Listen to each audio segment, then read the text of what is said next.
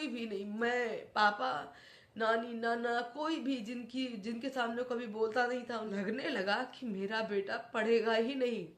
Line ऐसी change करी क्योंकि उसको बाइक की लत लगी कर में, या मेन रीजन कहें बाइक के चक्कर में पीछे रह गया। और एवरीवन, नमस्ते। तो कैसे हैं आप लोग? आई होप आप लोग बहुत अच्छे होंगे, स्वस्थ होंगे, मस्त होंगे और अपने अपने कामों में व्यस्त होंगे।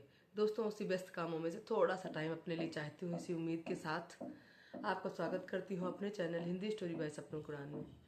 दोस्तों, आगे वीडियो शुरू करने से पहले मैं थोड़ी सी बात आप लोगों से पर्सनल करना चाहती हूँ।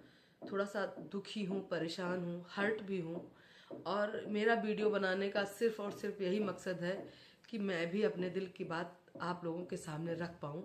इसलिए आपसे रिक्वेस्ट है दोस्तों, मुझे भी समझने की कोशिश करिएगा, और अगर मेरी बात सही लगे तो प्लीज़ अपनी राय ज़रूर दीजिएगा। जी हाँ दोस्तों, जैसा कि अभी सोशल मीडिया पर बहुत तेज़ी से वायरल हो रहा है चटोरी रजनी जी के बेटे का जो एक्सीडेंट केस हुआ था, वो बहुत तेज़ी से वायरल हुआ है।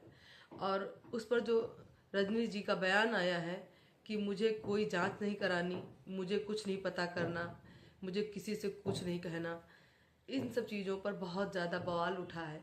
तो कहीं रजनी जी डर रही थी, या कुछ अपनी अब पर्सनल लाइफ बचाना चाहती हैं, या क्या ऐसा राज है कि वो सोशल मीडिया पर या लोगों के बीच में अपने बेटे का जो इस दुनिया में नहीं रहा उसकी वजह नहीं जानना चाहती हैं।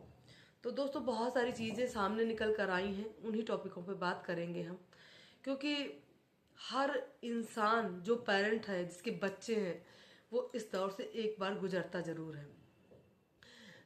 हो सकता है रजनी जी जो है अपने बच्चे के जो पोस्ट डिलीट किए, उसके इंस्टा आईडी से जो उसके पोस्ट थे वो जो डिलीट किए और अकाउंट जो प्राइवेट किया, उसका यही कारण हो कि बच्चा तो नहीं रहा और अब पति भी ना रहे, या पति को कोई सजा हो या मुझे कोई सजा हो, तो अब उस बात को कुछ भी करने का कोई मतलब नहीं बनता। जी हाँ दोस्तों, जैसा कि एक बहुत भारी भरकम बुलेट हमारी रजनी जी ने अपने बेटे को दिलाई थी। उनके बेटे की उम्र थी अभी 16-17 साल की ही थी, अभी वो बालिग नहीं था, और वो इतनी भारी भरकम बाइक लेके वो खूब तेज तेज रेस लगाता था, और लेट नाइट अर्ली मॉर्निंग वो घर से बाहर रहता था, दोस्तों में जरा जरा सी बात पे कंपटीशन करता था रेसिंग का, और जाता था, और कोई भी पाबंदी उसके घर पर नहीं थी। उसकी वजह यह भी थी कि उसके पापा जॉब करते थे और मम्मी सूट के चक्कर में इधर उधर बाहर देश, मतलब दूर देश जाया करती थी। यही सब कारण थे कि बच्चा जो है स्वच्छंद हो गया, एक तरीके से ऐसा कहा जा सकता है। ऐसा सोशल मीडिया पर भी है कि बच्चा अपने मन का था, क्योंकि उसको बहुत ज़्यादा ही लाड़ और प्यार किया गया था। जाहिर सी बात है, हम सभी अपने बच्चों से बहुत ज़्यादा लाड़ प्यार करते हैं, और वो हर खुशी अपने बच्चे को देना चाहते हैं जिससे हमारा बच्चा खुश हो, उसकी ज़िंदगी में कोई प्रॉब्लम ना आए। अभी मेरे हाथ में जितना हो सकता है मैं वो अपने बच्चे के लिए कर दूं, लेकिन कभी ना कभी हमारा यही प्यार हमारे बच्चे के लिए नुकसानदेह होता है। दोस्तों, मैं थोड़ी सी भावुक हूँ, क्योंकि चीज़ें एक दूसरे से अगर जोड़ कर आप देखें तो कहीं ना कहीं चीज़ें हर इंसान, हर पेरेंट से जुड़ी होती हैं, जो चीज़ें इस तरीके की घटना हो जाती है।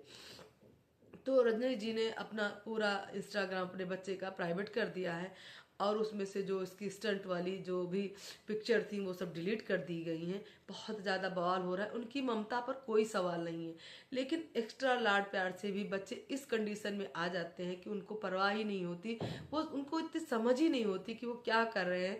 इसलिए हमको थोड़ी सी समझदारी की ज़रूरत होती कि हम अपने बच्चे की हर चीज़ नहीं मान सकते, ना ही पूरी करने कि वो चाहे जितनी भी जिद करे हम नहीं पूरी करेंगे, जिससे उनकी ही जिंदगी को खतरा हो। यहाँ पर उनका अकेला इकलौता संतान थी, और भगवान की दया से उनके पास कोई पैसे की कमी नहीं थी, और उन्होंने अपने बच्चे की ख्वाहिश पूरी करने के लिए उनको बुलेट दिला दी, जिसके चक्कर में आज उनका बेटा उनके साथ में नहीं रहा। और लोग बहुत तरीके से बातें कर रहे हैं, कोई गलत भी कह रहा, कोई सही भी कह रहा। मैं रजनी जी की ममता पे बिल्कुल भी सवाल नहीं करती, उठाती, और ना ही मैं ये कह सकती हूँ कि वो अपने बच्चे का किसी भी तरीके से बुरा चाहती थी। कोई माँ अपने बच्चे का बुरा तो सोच ही नहीं सकती, वो तो फिर उनका तो इकलौता बच्चा था। जी हाँ दोस्तों, आज मैं एक छोटी सी स्टोरी आपसे शेयर करना चाहती हूँ, प्लीज़ सुनिएगा ज़रूर। मेरा भी बेटा था, हाई स्कूल पास किया था। मेरा बच्चा पढ़ने में बहुत अच्छा है। मेरा था नहीं, सॉरी, है गलती से मुंह से निकल गया। जो है मेरा बेटा जब हाई स्कूल क्रॉस किया, मैं वो उसकी बाइक की शौक उसको बहुत थी, लेकिन वो मुझसे कहता था कि मम्मी मुझे बाइक लेनी है, मम्मी मुझे बाइक लेनी है। लेकिन मैंने ये पूरा डिसीजन, मैं सारी ख्वाहिशें जो मेरी जितनी मेरी यथाशक्ति थी उसके हिसाब से मैं अपने बच्चों के सारे अरमान पूरा करती थी। लेकिन ये जब इसने बाइक का जो है मेरे ऊपर प्रेशर डाला कि मम्मी मुझे बाइक लेनी है, तो मैंने कह दिया सीधे साफ बात कि बेटा मुझे मुझे ये मतलब अथॉरिटी नहीं है कि मैं तुम्हारे लिए बाइक का अरेंजमेंट कर सकूं या मैं तुमको लेकर दे सकूं, क्योंकि बिना पापा की मर्जी के मैं ये कदम बिल्कुल नहीं उठा सकती।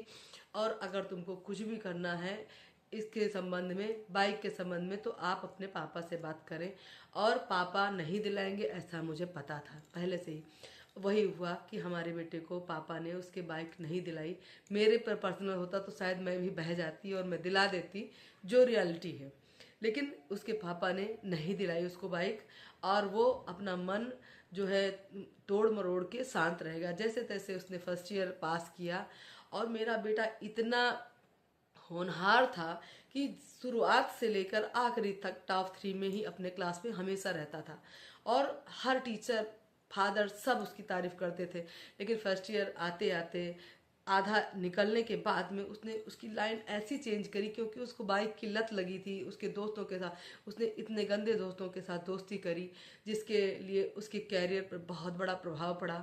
और मेरा बेटा जो इतना होनहार था, कहीं ना कहीं अपने दोस्तों के चक्कर में या मेन रीजन कहें बाइक के चक्कर में पीछे रह गया। और उस क्योंकि जिन लड़कों के पास बाइक थी और इसे बाइक चलाने की बहुत शौक थी, तो इसने उन गंदे लड़कों से दोस्ती करी जो कभी स्कूल शुद्ध प्रॉपर जाते ही नहीं थे, जिनके लिए पढ़ाई की कोई प्राथमिकता ही नहीं थी। और मेरा बेटा भी धीरे धीरे उसका रुझान भी पढ़ाई से कटता रहा। वो स्कूल यहाँ से जाता, स्कूल बीच में बंक करके वो अपने दोस्तों के साथ में जाता, बाइक चलाता खूब। ये सब मुझे बाद में पता चला जब उसका रिजल्ट आया। हालांकि वो पढ़ने में बहुत तेज था, मैंने पहले आपसे बताया, तो वो दिमाग उसका बहुत ही ज़्यादा शार्प था। और वो पढ़ने मतलब आखिरी टाइम पे जो कुछ तैयार करता था उसमें वो अच्छे खासे अपने नंबर लेके आता था। ऐसा सब चलता रहा। एक दिन हुआ क्या कि मैं बीच में इसको जो है, मुझे नहीं पता था कि ये बाइक पे जाता है, बीच बीच में ये साइकिल से भी जाता था। मैंने साइकिल दिला रखी थी। वहां पर बच्चे जब चिढ़ाते इसको, क्यों ठाकुर आ गए कैंची पर, उस तारीख से मेरे बेटे ने उस साइकिल को हाथ तक नहीं लगाया। जब बच्चों ने उसको चिढ़ाया कि क्यों ठाकुर आ गए कैंची पर, मतलब कैंची कुछ भी होता होगा, जो साइकिल होती है उसको कैंची बोलते थे इंटर क्लास के बच्चे। और मेरे लड़का जब जाता था तो उसको बुलाते थे क्यों ठाकुर कैंची पे आ गए। तो मेरा बच्चा उस दिन से आज तक उसने साइकिल पर हाथ तक नहीं लगाया। फिर वो ऑटो पर जाने लगा, जिद करने लगा, मैं साइकिल पर नहीं जाऊंगी मम्मी, लेकिन मेरी भी जिद थी कि मैं तुझे बाइक नहीं दिलाऊंगी। तो वो ऑटो से जाने लगा। इसका परिणाम ये हुआ कि हमारे लड़के ने गलत लोगों का साथ लिया जिनके पास गाड़ी थी, अच्छी अच्छी फैसिलिटी थी। बेटा मेरा बह गया। एक टाइम ऐसा आ गया कि मुझे लगने लगा कि मेरा बेटा पढ़ेगा ही नहीं। मेरा बेटा पबजी खेलने लगा। पबजी में इतना वो खोया रहा कि उसके आगे कुछ भी नहीं देखता था। पूरी फैमिली, कोई भी नहीं, मैं, पापा, नानी, नाना, कोई भी जिनके सामने कभी बोलता नहीं था उनके सामने वो जवाब देता था और सिर्फ पबजी खेलता था। पूरी तरीके से ऐसा कहें कि वो बिल्कुल परिवार से हट चुका था। ये थी बाइक की कहानी।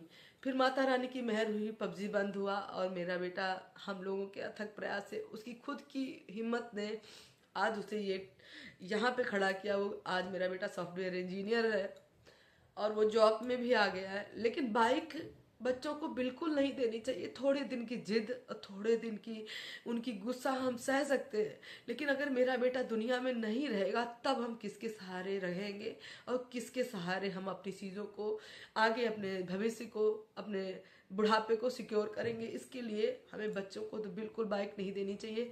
जिद करते हैं करने दीजिए, लेकिन उनके साथ इस बात में सहमति मत दीजिए। कुछ भी हुआ मेरे बेटे के साथ, बिगड़ा, लेकिन इतना नहीं बिगड़ा कि उसकी ज़िंदगी बर्बाद हो जाए। आज आखिरी में आके उसको जॉब लग गई है, वो जॉब कर रहा है। चलो ठीक है, कोई बात नहीं, बहुत बड़ा पैकेज नहीं है, कोई बात नहीं, धीरे धीरे अगर वो मेहनत करेगा तो बड़ा पैकेज भी होगा। भगवान करेंगे कि खूब आगे जाएगा, देश विदेश में जाएगा।